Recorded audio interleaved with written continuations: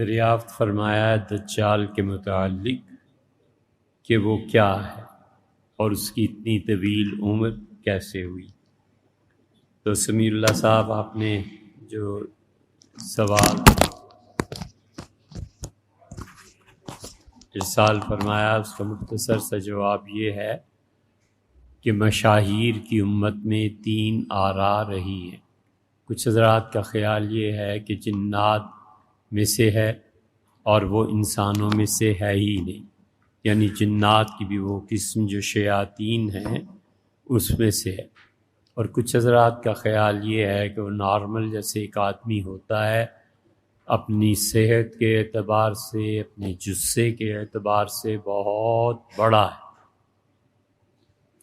حضرت تمیم داری رضی اللہ عنہ کی روایت ابن ماجہ میں آتی ہے اور رسول اللہ صلی اللہ علیہ وسلم نے حضرت تمیم رضی اللہ عنہ سے یہ بات سنی اور آپ اتنے خوش ہوئے کہ آپ نے منبر پہ بیٹھ کے ارشاد فرمایا کہ دیکھو جو باتیں میں تمہیں کہتا تھا تمیم آئے ہیں اور تمیم سے سنو۔ تمیم داری رضی اللہ عنہ اصل میں پادری تھے اور وہ شام سے نکلے تھے اور پھر سمندر کا سفر انہوں نے اختیار کیا اور اللہ ہی جانتا ہے وہ کس جزیرے میں پہنچے اور انہوں نے وہاں پر ایک ایسا جسم دیکھا جو سر سے پاؤں تک بالوں میں ڈھپا ہوا تھا۔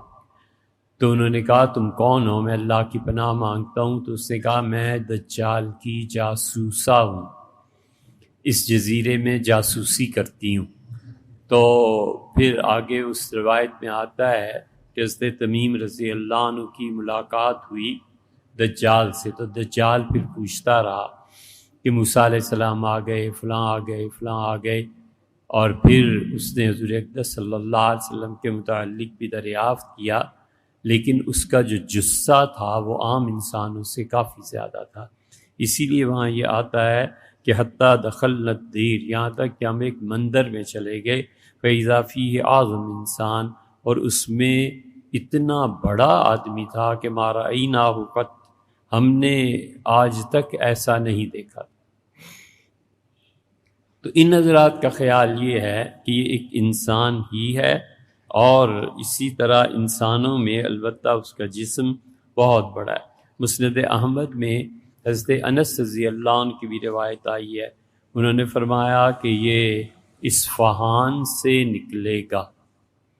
رسول اللہ صلی اللہ علیہ وسلم نے مشرق کے متعلق ایک بات تو یہ ارشاد فرمائی ہے کہ اگر تمہیں خبر ملے کہ مشرق سے سیاہ جھنڈے آئے ہیں تو تم ان کی مدد کو، یا یہ کہ وہاں پہ ایک خاص شخص کا نام لیا، وہ آئے ہیں استمادی، یا ایک اور صاحب ہیں ان کا بھی نام لیا، فرمایا کہ اگر وہ اطلاع تمہیں ملے تو تم اس کی مدد کو جانا، یہاں تک کہ تمہارے پاؤں ٹوٹ جائیں اور تمہیں برف پہ گھسٹ کے جانا پڑے تو بھی جانا۔ اور دوسری روایت اگر وہ ثابت ہو جائے تو اس میں یہ فرمایا ہے کہ تم دیکھو گے سیاہ جھنڈے آئیں گے مشرق کی جانب سے، اور وہ لمبے لمبے بالوں والے ہوں گے، اور جب تمہیں وہ نظر آئیں تو ان سے ہٹ جانا، ان سے اجتناب کرنا۔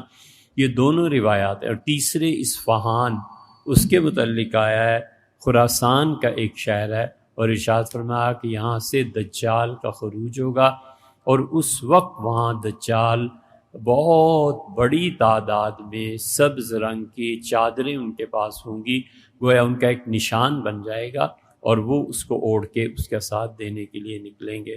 تو اس لیے دوسری روایت تو یہ ہے کہ بعض اہل علم کہتے ہیں یہ انسان ہے۔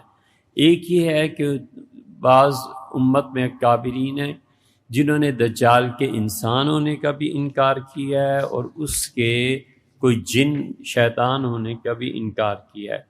وہ کہتے ہیں ایسے نہیں ہے، بلکہ وہ اللہ کی ایسی مخلوق ہے جسے خدا نے صرف انسانوں کی آزمائش کے لیے پیدا کیا ہے، کہ وہ مخلوق اللہ کی انسانوں کی آزمائش کے لیے پیدا ہوگی۔ اسی لیے رسول اللہ صلی اللہ علیہ وسلم فرمایا کہ حضرت نوح علیہ السلام بھی اپنی قوم کو دجال سے ڈراتے تھے، میں بھی تمہیں ڈراتا ہوں۔ اور وہ خدائی کا دعویٰ کرے گا، اور جو اللہ کی قدرت کے کام ہے ولیعذ باللہ اس تک میں وہ دخل دے گا۔ تو ان حضرات کا خیال یہ ہے کہ انسانوں میں سے بھی نہیں، جنات میں سے بھی نہیں، تینوں آراء بڑی کتابوں میں آپ کو مل جائیں گی۔ رہ گئی یہ بات کہ قیامت میں اس کا حشر کیا ہوگا، مرے گا، دفنایا جائے گا، کچھ نہیں۔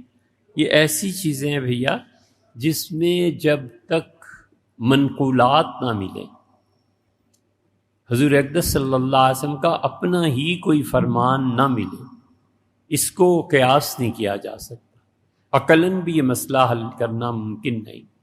منقولات جو ہوتی ہیں، نقل کی جو محتاج ہوتی ہیں، اس میں ہمیشہ منقولات پر بھروسہ کیا جاتا ہے۔ عقل جو ہے نا، عقل انسانی بہت چھوٹی چیز ہے اور بہت کمزور چیز ہے، اور اس کا عذاب یہ ہے کہ جتنا بھی عقل